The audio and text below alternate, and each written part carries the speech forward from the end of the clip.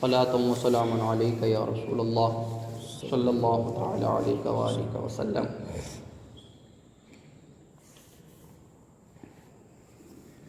حضرت ابراہیم علیہ السلام کا وہ واقعہ جو بتوں کے توڑنے سے تعلق رکھتا ہے شروع کیا گیا تھا۔ حضرت ابراہیم علیہ السلام نے بت پرستی کا ہر طریقے سے رد فرمایا اور بت پرستی کی برائی کو آپ نے ہر طریقے سے ثابت کیا۔ اپنے قول سے بھی بت پرستی کی نفی کی، اور جب قول کے ذریعے سے لوگ توحید کی طرف نہیں آئے اور بات کے ذریعے سے بت پرستی کی برائی ان کی عقل میں نہ آ سکی، تو پھر آپ نے یہ چاہا کہ فعل کے ذریعے سے ان کے سامنے بت پرستی کی برائی رکھی جائے، اور کوئی ایسا کام بھی کیا جائے کہ جس کام سے ان بتوں کی معبودیت کی نفی ہو جائے،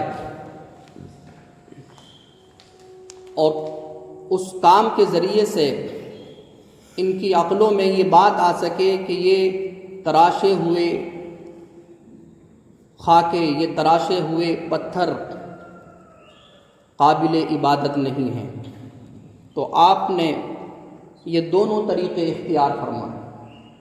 پہلے تو ان کے سامنے بات کے ذریعے سے اس چیز کو رکھا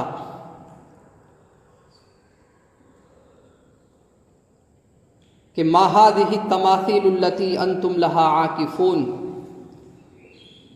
یہ کیا تصاویر اور خاکے اور تراشے ہوئے بت ہیں کہ جن کی عبادت پر تم جمے ہوئے ہو، اور ان کی عبادتوں پر جمنا یہ کھلی ہوئی گمراہی ہے، یہ عقل مندی اور سمجھداری نہیں ہے۔ آپ نے اس کے بعد اللہ تبارک و تعالیٰ کی وحدانیت اور اللہ تبارک و تعالیٰ ہی کے لیے عبادت ہے اس چیز کو بیان فرمایا۔ آپ نے ارشاد فرمایا بل ربکم رب السماوات والارض الذی فطرہن، بلکہ تمہارا رب وہ ہے کہ جس نے زمین و آسمان کو پیدا کیا ہے، جو زمین و آسمانوں کا رب ہے، اور تمہارے ان معبودان باطلہ کا بھی پیدا کرنے والا ہے۔ تو یہ ان کی قولی کوشش تھی۔ پھر اس کے بعد انہوں نے ایسے فعل کے ذریعے سے کہ جو ان کی عقلوں میں آ سکے، ان کی بتوں کی تذلیل اور ان کی تحقیر اور ان کی تنقیص کو بیان کرنا چاہا۔ وَتَاللَّهِ لَأَكِيدَنَّ أَصْنَامَكُمْ بَعْدَ أَن تُوَلُّوا مُدْبِرِينَ، اور اللہ کی قسم ضرور میں تمہارے بتوں کے ساتھ ایک حیلہ کروں گا، ایک تدبیر کروں گا۔ قید کا معنی آتا ہے حیلہ اور تدبیر کرنا، یعنی کوئی ایسی تدبیر کروں گا کہ جس تدبیر کے ذریعے سے تم سمجھ سکو اور ان کی بت پرستی کو چھوڑنے پر آمادہ ہو جاؤ، اور اللہ تبارک و تعالیٰ کی وحدانیت اور اس کی عبادت کو تسلیم کرنے لگ جاؤ۔ بعد ان تولوا مدبرین، بعد اس کے کہ تم ان سے پیٹ پھیر کر چلے جاؤ۔ فجعلہم جذاذا الا کبیرا لہم لعلہم یرجعون، تو حضرت ابراہیم علیہ السلام نے ان بتوں کو ٹکڑے ٹکڑے کر دیا، الا کبیر لہم، مگر ان کے بڑے کو، یعنی جو جسامت میں بڑا تھا. ویسے یہ نہیں کہ وہ مرتبے میں بڑا ہو، یا یہ کہ ان کے گمان میں جو بڑا تھا. لعلہم یرجعون، تاکہ وہ اس کی طرف پلٹ سکیں، اس کی طرف رجوع کریں. اس کی طرف سے مراد یہاں پر دو چیزیں بیان کی گئی ہیں. ایک حضرت ابراہیم علیہ السلام کی ذات کو بھی مراد لیا گیا ہے کہ انہوں نے یہ کام کیا تاکہ لوگ ان کی طرف رجوع کریں، حضرت ابراہیم علیہ السلام کی طرف پلٹیں اور ان سے اس مسئلے کو حل کرائیں کہ یہ جو ہوا ہے اس سے آپ کیا ثابت کرنا چاہتے ہیں، اور یہ آپ کی نظروں میں کیا چیز ہے. تو آپ نے اس چیز کے لیے اس بڑے بت کو چھوڑ دیا. اور دوسری مراد یہ بھی بتائی گئی کہ اس بت کی طرف وہ رجوع کریں اور اس کی طرف پلٹیں، اور جب وہ رجوع کریں گے، پلٹیں گے، تو وہ ان کا جواب نہیں دے سکتا، وہ بول نہیں سکتا، تو پھر اس سے ان کی برائی اور ان کا عجز اور ان کی کمزوری ثابت ہو جائے گی، اور جو کمزور ہو وہ قابل عبادت نہیں ہوتا ہے. قالوا من فعل هذا بآلهتنا یا بآلهتنا انه لمن الظالمین. تو ان لوگوں نے کہا جب وہ اپنے میلے سے آئے اور آ کر کے انہوں نے اپنے بتوں کا یہ حشر دیکھا، تو انہوں نے کہا من فعل هذا بآلهتنا، کون ہے جس نے ہمارے ان معبودوں کے ساتھ یہ فعل کیا ہے. انه لمن الظالمین، یقیناً وہ ظلم کرنے والوں میں سے. انہوں نے اس کو ظلم قرار دیا، حالانکہ اگر عقل سے دیکھا جائے تو ظلم یہ اس قوم کا تھا، اور حضرت ابراہیم علیہ السلام تو عدل پر اور حق پر تھے. ظلم تو یہ ہے کہ چیز کا جو مرتبہ نہ ہو اس کو وہ مرتبہ دیا جائے، اور وہ ایسا ہی کر رہے تھے کہ خدائی کا مرتبہ وہ اللہ کی مخلوق کو اور اپنے تراشے ہوئے پتھروں کو دے رہے تھے. تو یہی تو سب سے بڑا ظلم ہے. اور حضرت ابراہیم علیہ السلام کا جو کردار تھا وہ یہ تھا کہ اللہ تبارک و تعالی کی وحدانیت کے آپ اعلان کرنے والے، اور اسی کی عبادت اور اسی کی اطاعت و فرما برداری کرنے والے، جو حقیقت ہے اور جو واقع ہے کہ عبادت اور معبود ہونے کے لائق اللہ تبارک و تعالی ہی ہے. قالوا سمعنا فتى يذكرهم يقال له ابراہیم. تو جب ان کے درمیان یہ بات ہوئی کہ کون ہے کس نے ہمارے معبودوں کے ساتھ یہ کیا ہے، تو کچھ نے جواب دیا کہ سمعنا فتى، ہم نے ایک جوان کو سنا ہے، یذکرہم، جو ان کا ذکر کرتا ہے.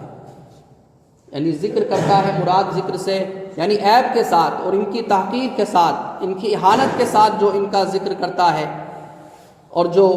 ان کو برا کہتا ہے. تو ہم نے برائی کے ساتھ ایک جوان کو سنا ہے، یقال لہ ابراہیم، جس کو ابراہیم کہا جاتا ہے. تو لوگوں نے حضرت ابراہیم علیہ السلام کا نام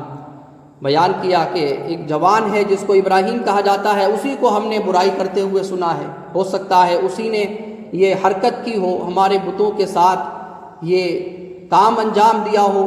اور اسی نے یہ ظلم کیا ہو. قالوا فأتوا به على أعين الناس. تو لوگوں نے کہا کہ اس کو لوگوں کے سامنے لایا جائے، اس کو لوگوں کے سامنے پیش کرو. لعلهم يشهدون، تاکہ لوگ اس کی فصیحت کو اور اس کی رسوائی کو دیکھ سکیں. تو لوگوں کے سامنے لانے کا انہوں نے پلان بنایا حضرت ابراہیم علیہ السلام کو، اور ان کا منشا یہ تھا کہ اکیلے میں ان سے بات نہ کی جائے، بلکہ لوگوں کو بلا کر کے ایک مجمع میں ان کو بلایا جائے اور پھر ہم جو ان کو سزا دیں گے تو وہ سزا سارے لوگوں کے سامنے ہوگی، اور ان کے دل جو ہے وہ ٹھنڈے ہوں گے کہ جس نے ہمارے خداؤں کے ساتھ یہ کیا، دیکھو ہم نے اس کا کیسا حشر کیا۔ لعلہم یشہدون، قالوا، اور یہ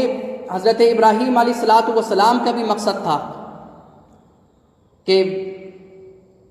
مجھے بلایا جائے اور مجھ سے بات کی جائے تو مجھے بھی لوگوں کے سامنے بلایا جائے اور لوگوں کے مجمع میں مجھ سے بات کی جائے، تاکہ میں جب دلیلیں دوں اور میں ان کا رد کروں تو یہ رد کسی ایک آدمی کے سامنے نہ ہو بلکہ مجمع عام میں ہو، تو سارے لوگوں پر حجت پوری ہو جائے اور کسی کے پاس بھی عذر باقی نہ رہے، سب کے سامنے میں ان کی کمزوری کو، ان کے خداؤں کی نقص اور عیب کو میں بیان کروں۔ قالوا اانت فعلت هذا بآلهتنا یا ابراہیم، تو ہوا یہی، حضرت ابراہیم علیہ السلام کو بلا لیا گیا، ان سے پھر پوچھا گیا اانت فعلت هذا بآلهتنا، کہ کیا ہمارے خداؤں کے ساتھ تم ہی نے یہ کیا ہے، یا ابراہیم، اے ابراہیم۔ قال بل فعله کبیرهم هذا فاسألوهم ان كانوا ينطقون، تو حضرت ابراہیم علیہ السلام مجمع عام میں تشریف لاتے ہیں، تشریف لانے کے بعد اب وہ اس بات سے مکرتے نہیں ہیں، کیونکہ اللہ کے نبی ہیں اور نبی معصوم عن الخطا ہوتا ہے، خطاؤں سے صغیرہ کبیرہ ہر طرح کی وہ برائی سے پاک ہوتا ہے۔ اللہ تبارک و تعالی نے ان کو معصومیت کا درجہ دیا ہوا ہوتا ہے، تو یہ ان سے کب امید تھی کہ وہ وہاں جا کر کے اپنی بات سے انکاری ہو جاتے؟ نہیں، بلکہ مجمع عام میں آپ نے بردستہ ایسی گفتگو فرمائی کہ جس گفتگو سے کو سننے کے بعد ان کے پاس کوئی جواب نہیں رہا۔ آپ نے اس کا اعتراف کیا کہ ہاں یہ میں نے ہی کیا ہے، اور جو یہ بڑا بت ہے اس کو جو چھوڑ دیا گیا اور اس کو نہیں توڑا گیا، تمہاری سمجھ سے یہ ہے کہ یہ اس بڑے بت نے کیا ہے، تو تم اس بڑے بت سے پوچھو اگر یہ بولنے والا ہے۔ اور تو حضرت ابراہیم علیہ السلام نے جب یہ بات ارشاد فرمائی، فرجعوا الی انفسہم فقالوا انکم انتم الظالمون، تو وہ اپنے ذہنوں کی طرف، اپنے دلوں کی طرف وہ پلٹے اور انہوں نے کہا انکم انتم الظالمون، یقیناً تم ہی ظلم کرنے والوں میں سے ہو۔ تو پھر انہوں نے اس کا اعتراف کیا کہ ایک دوسرے سے کہنے لگے کہ تم ہی ظلم کرنے والوں میں سے ہو، یعنی تم ہی غلطی پر ہو۔ یہ تو صحیح کہہ رہے ہیں کہ جو بول نہ سکے اور جو اپنا دفاع نہ کر سکے وہ کس طرح معبود ہو سکتا ہے، لیکن بس وہ ان کے اندر یہ حالت کچھ ہی دیر تک رہی، اس کے بعد پھر وہ اپنے اس تصور سے پلٹ گئے اور انہوں نے کہا